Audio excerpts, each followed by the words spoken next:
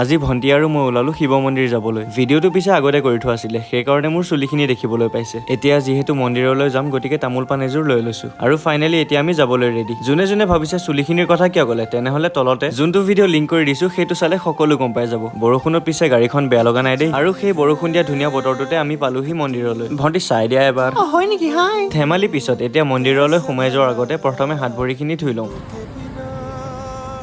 বতৰটোৰ সৈতে মন্দিৰলৈ আহি কিন্তু সঁচাই বিৰাট ভাল লাগিলে। আৰু এতিয়া আমাৰ চাকি জ্বলোৱা টাইম। পিছে মন্দিৰলৈ কিয় আহিলো কথাটো কোৱাই নাই নহয়। কেইদিনমান আগতে মোৰ পাতিছিল উপনয়ন, গতিকে তাৰ আগতে মই মন্দিৰলৈ গৈছিলো।